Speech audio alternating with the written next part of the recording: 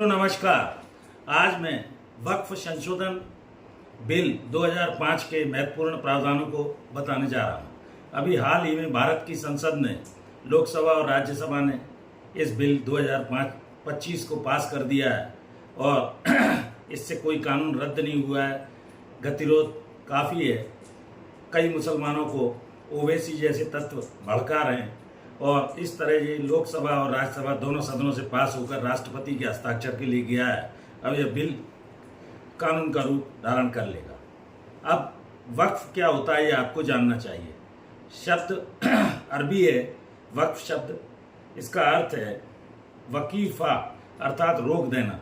किसी भी संपत्ति को अल्लाह के नाम पर उसका फ़ायदा उठाने के लिए वक्फ के रूप में दिया जाता है, यह आपको जानना चाहिए। वो चाहे मस्जिद हो, यतीम खाना हो, कब्रिस्तान हो।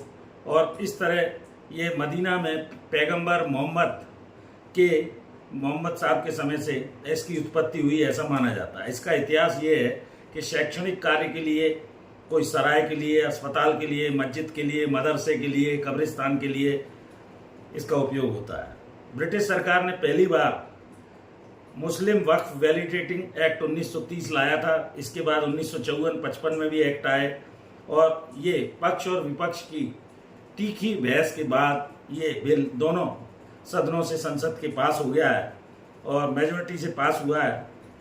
इसमें जो भी ज़मीन मुसलमान लोगों के पास है, कई एकड़ ज़मीन इनके कब्जे में है, इसके लिए इसमें रिट्रोस्पेक्टिव इफेक्ट से कानून लागू नहीं होगा, ऐसा अमित शाह गृह मंत्री द्वारा संसद में कहा गया है।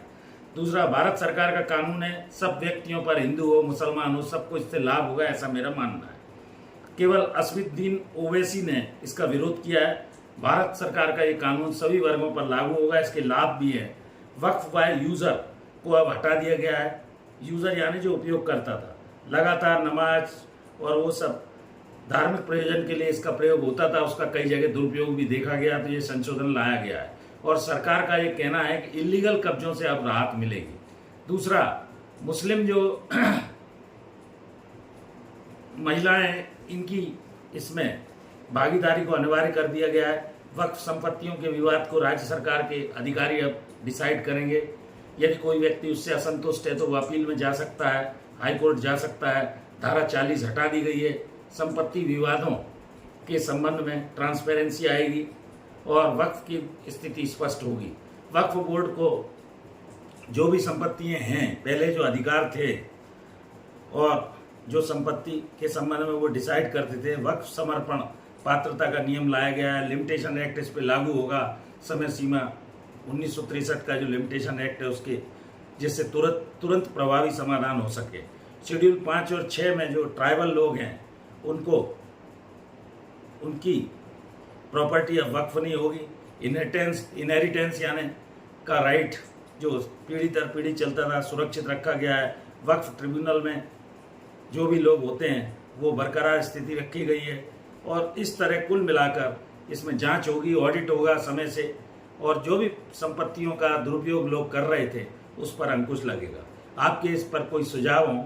ये सभी के काम का कानून आया है और इसमें कोई कानून रद्द नहीं हुआ है, बल्कि वक्फ संशोधन बिल 2025 दोनों लोकसभा और राज्यसभा से पास करके और माननीय महामहिम राष्ट्रपति के हस्ताक्षर के लिए भेजा गया है। आपके कोई कमेंट हो, जिस भी तरह के हैं, आप क्या समझते हैं, क्या सोचते हैं, इसके बारे में अपने कमेंट कीजिए, लाइक कीजिए, शेयर कीजिए। मैं और भी समय समय पर इस तरह के वीडियो लाता रहूँगा। जुड़ जाइए पैरामीटर ऑफ लॉ चैनल से, प्लेलिस्ट में जाइए, वीडियोस देखिए, लाइक कीजिए, शेयर कीजिए।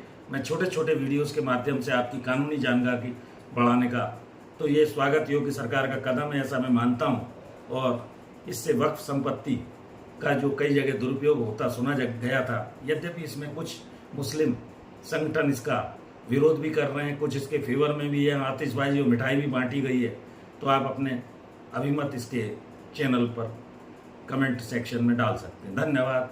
जुड़े रहिए इस तरह की जानकारी के लिए पैरामीटर ऑफ लॉ चैनल से। धन्यवाद।